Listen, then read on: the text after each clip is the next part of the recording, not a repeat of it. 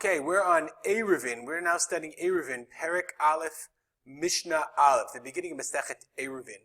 What is an Eruv? So in order to understand what an Eruv is, I found those like incredible resources. You know, actually before we do this, it happens to be tonight is Yom HaZikaron L'Chalelei Tzahal.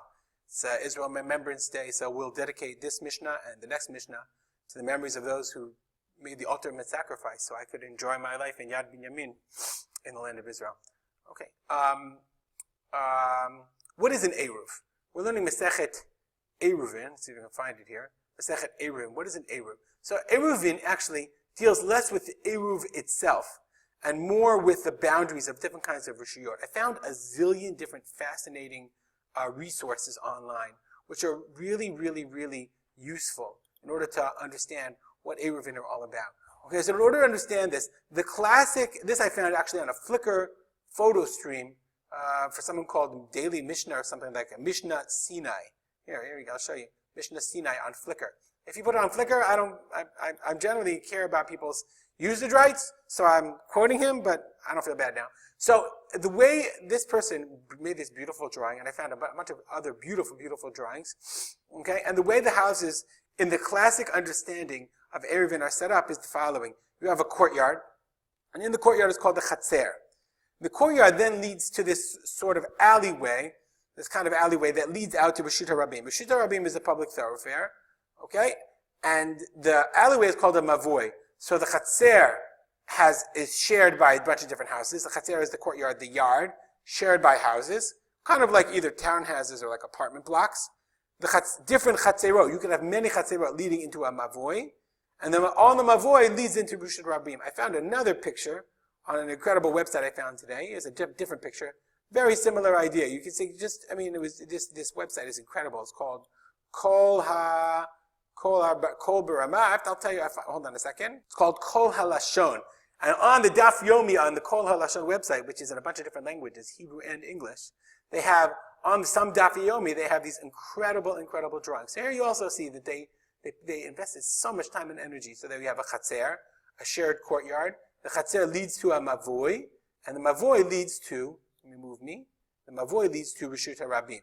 So now, let's read the Bar Tanura, the comment of the Bar Tanura, okay, in order to understand a little bit about what's going on. The Bar Tanura says the following, okay, mavoy, okay, says the following, mavoy, mina Torah, in a mavoy, also in a Chatzer. Let's look at the picture again.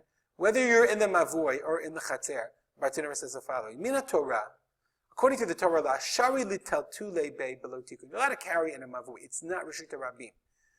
You have Reshut HaYachid, Reshut HaRabim. We're going to have some other kinds of different Reshut, but we'll learn them later. V'rabanu degazer alei dilma ati litaltuli Reshut HaRabim gamur. So in these areas, in the mavui or in the Chatzer, you're technically, according to Torah law, you're allowed to carry. But the Rabbanan, they are the ones that made a gzeira and said that unless certain precautions are taken, you can't carry in the mavoy, you can't carry in the Chatzer.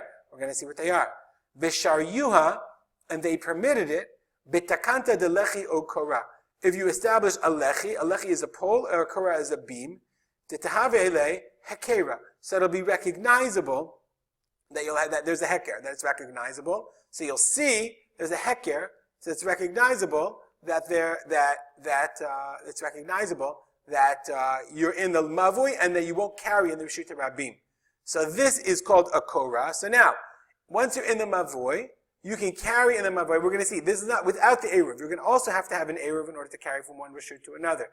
But you can carry in the mavui itself, as long as there's a korah along it, so that people won't confuse the mavui with the Reshut HaRabim over here. Let's read it in the Mishnah now.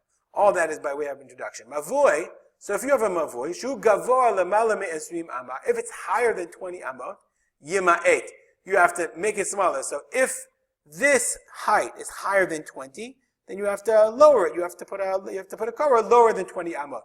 And the reason is because, according to most opinions, the Gemara says this is for heker, for recognizability. So if this are 20 amot high, i.e. 20 amot 30 feet high, something like that, people don't look up that high. They're not going to see the korah, and therefore, the idea of heker is not going to help. Okay? Rabbi Yehuda Omer, Rabbi Yehuda says, Eno tzarich. Why? He says, no, you don't have to make it smaller. It could be 25 amot high. Why? Because he says the korah, Tama the korah, the reason for the korah, La mishum hekera, elishum mechitza. It's not there for visibility. Rather, it's a fourth wall. It's a mechitza. And the mechitza, there's an imaginary wall. We'll learn in Masechet Sukkah, the imaginary side of the wall goes down. It goes down also, whether you can see it or not. So he says, I don't care how high it is. That's a machloket. The machloket between the Tanna Kamma and Rabbi Yehuda is what's the purpose of this korah. And if it's wider than 10 amot wide, yima'et. If this opening is more, we'll go back to a picture in a second. If this opening is wider than 10 amot, then it's too wide. That's too wide to have an opening of a lechi or a korah, so you have to make it smaller. You have to put like a doorway or whatever. But the Mishnah says, v'im yesh lo tzurat hapetach. If it has tzurat hapetach, tzura is the shape, hapetach, of an opening of a doorway, then afapishu racha be'eser amot, and tzarich lema'ed. Let's go back to the next picture. Whoever this is was very nice. Here is a tzurat hapetach. Tzurat hapetach is two beams on the side and a beam on top of it. Now, we're going to see that it doesn't have to be two beams, and it doesn't have to actually touch. It doesn't have to be connected. I think I have a picture for you. Here we are. This is also a totally kosher tzurat hapetach. Two sides, two on the side, and a beam or anything, we use wires also, running across. You'll notice this in your local Eruv, that the wire going across doesn't go on the top of the telephone pole. So they have to make these beams, or they use usually plastic molding on the side up to a certain height, 10 tfachim high, and it's directly under the beam going across. Okay, I think that's the end of our Mishnah. If you have that's what we said. If he has a tzurat hapetach, even if it's wider than 10 amot, ein tzarich lema'et, you don't have to make it smaller. We'll stop here. If you have any comments or questions, if this is your first rodeo, you're introduced to Masechet Eruvin, you can email me at rspolter@gmail.com. Have a great day.